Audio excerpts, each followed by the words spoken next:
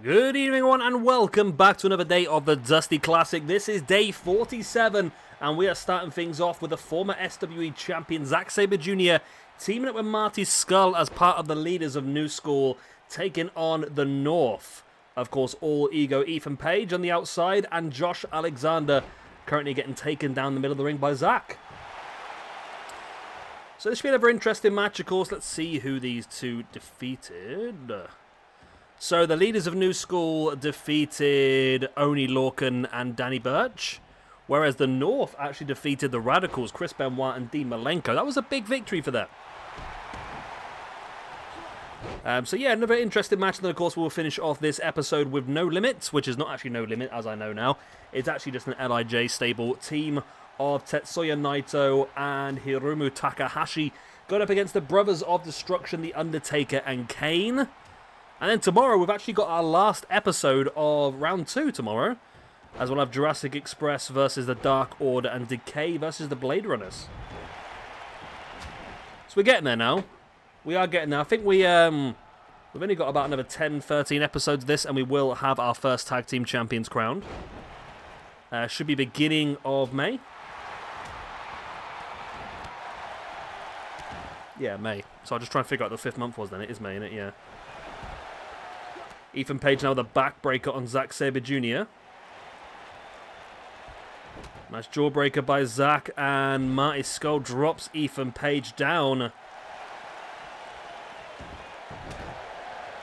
Yeah, it's a bit. I'm a bit confused by the whole Ethan Page and Josh Alexander thing. I thought the whole point of them splitting up was to both pursue singles careers, but it seems like they're both ended up doing tag team work in the companies they're currently in. I'm not a big fan of the AEW move to put Ethan Page and Scorpio Sky together, to be honest.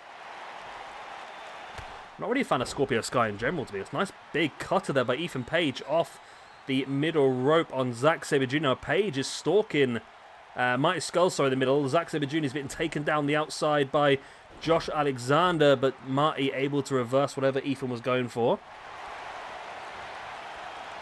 And then straight into the submission, the chicken wing here by Marty Skull on Ethan Page. This could be enough if Ethan tapped. No, he's able to break free. He's able to pull that arm away and then elbow in the face of Marty Skull. That was a big maneuver. Big boot in the spine there by Page as Alexander now looking potentially for a tombstone, but Zack Sabre Jr. reversed into a tombstone of his own as Marty Skull now middle of the ring. Gut wrench bomb. There's the pin for the 1, 2. Alexander's in there and breaks it up just in time. And a Blue Thunder bomb, wow, by Josh Alexander on Marty Skull.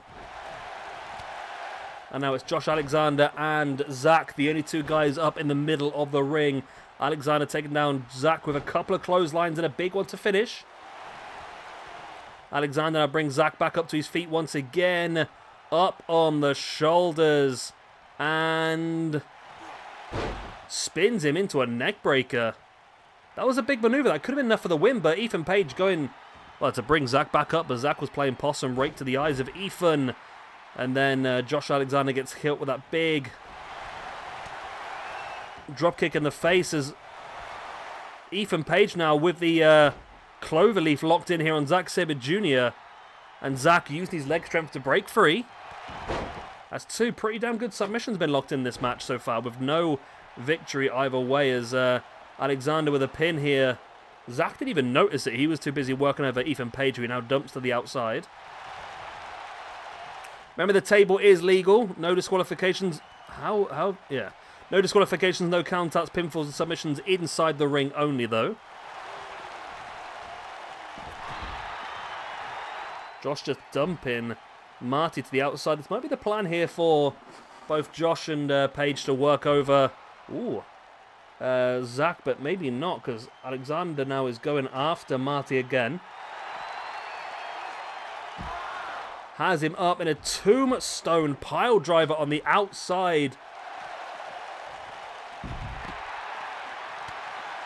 Big uppercut there by Marty, boot in the gut. And now up into a brainbuster onto the knee. Wow, Zack's got that big armbar locked on the outside, but of course, it doesn't even matter if Paige actually taps out of there because it won't count. Zack's somebody I'd love to see in AEW at some point if they are working this Forbidden Door stuff together. I'd love to see Zack grace the AEW arena. Of course, we had Kenta for a bit. We've had Jeff Cobb for a bit in the past as well, and they seem to be very short-term deals. Matt Cardona is always a short-term deal, but I mean, there's only so many people they can have on the roster, I suppose, isn't there? Before it becomes overrun, and Zack with a nice powerbomb. Taking down Paige. Alexander now a Marty up on the shoulders and drops him down as Zack wrenching back of that arm once again in the middle of the ring. And there's a tap.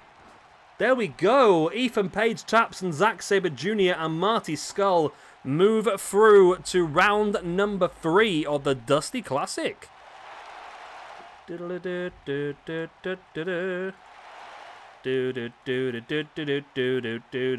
to play Final Fantasy now.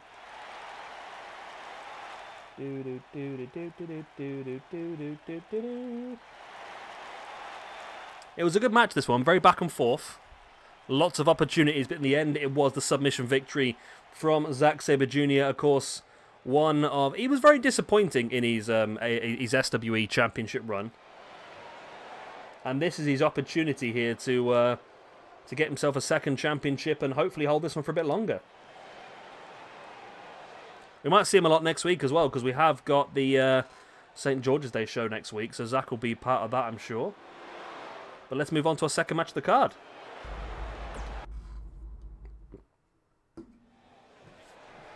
And here we... Oh, I forgot to change Naito's attire. Whoever created this Naito, yeah, I'm very happy you created this Naito, don't get me wrong, but at the same time, it's really frustrating how you've got the attires mixed up. So basically, the entrance attire is the ring attire, and the ring attire is the entrance attire. So basically, he enters without a shirt and a cap on, but he wrestles with the shirt and the cap on, which is a bit annoying, but there we go. Anyway, Undertaker and Kane. Now, I am dabbling with the idea of having the Ministry reform here in SWE, but not just reform, but actually build and become much stronger. And I feel like if these two guys became tag team champions, then they'd have a great starting point, I suppose. I mean, Undertaker is pretty high in the singles rankings as well. Kane is very low in the singles rankings, though. He is towards the bottom, so he needs these wins. He really does need these wins as much as he can get them, because he's currently, I think, -2 or -3 at the moment. Yeah, so Kane needs as many wins as he can. And, of course, we have the team formerly known as No Limit, which is actually not No Limit, as I was instructed in the first round. I completely messed that one up, didn't I? Well, it's my fault, because I went on Wikipedia and just saw No Limit was Naito and Takahashi, and I thought, well, there's only one Takahashi I've heard of. I didn't realise there was a second one. It's Yujiro Takahashi was his No Limit tag team partner, but so we're just going to call this an LIJ stable, basically. So LIJ had 2 teams in this tournament. So LIJ defeated the Wyatt family in round number 1, the team of Braun Strowman and Eric Rowan. Whereas the Brothers of Destruction, Undertaker and Kane, managed to defeat the chair-swinging freaks Axel Rotten and Balls Mahoney.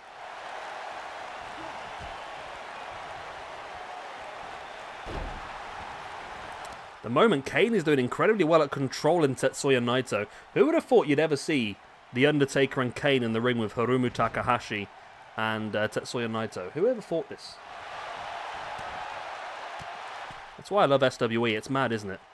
The most bizarre things can happen. Undertaker trying to chokeslam Takahashi for a second time on the outside. Kane dropping the diving clothesline. And the Brothers of Destruction are dominating here as The Undertaker now with a last ride on the outside to Takahashi's dead. Takahashi is dead. Undertaker has destroyed the Takahashi. Remember, the winner of this one will get the leaders of New School in the next round. Not the Undertaker and Kane, that is who this is. Leaders of New School, as we saw in the previous match, Zack Sabre Jr. and Marty Scurll, who just won that one by submission. Naito does a good job at reversing there, but still the Undertaker dominating Takahashi on the outside. Naito, great strength there to backdrop Kane. Takahashi finally takes down the Undertaker. Naito in with a Destino as Takahashi slams him into the ring steps. This is the big chance here, you know. Oh, Kane kicks out. Harry Kane kicks out. He's got him again, a second Destino. That's got to be it. Takahashi has Undertaker under control on the outside. A second Destino. Surely Kane's not kicking out of 2. He is not. The second LIJ team, known as No Limit for the reasons of my spreadsheet, because that's what it says, are through to face off against the leaders of New School. Undertaker and Kane are out. That disappoints me. That was one of the teams that I quietly really wanted to win this entire competition, but there we go. It is not to happen. Right. So we have got one more episode then left of the second round of the Dusty Classic. That episode will be tomorrow. It will be the Jurassic Express, Luchasaurus and Jungle Boy up against the Dark Order, Evil, Uno and Stu Grayson. And it will be the Decay, Abyss and Crazy Steve going up against the Blade Runners, Sting and the Ultimate Warrior. Anyway, I hope you've enjoyed this one. Of course, if you have, make sure you've hit that like button and you are subscribed as well. And I shall love you and leave you and see you tomorrow for our next episode of the Dusty Classic. Good night, God bless, Auf Wiedersehen, all the other good stuff. Tatty buys.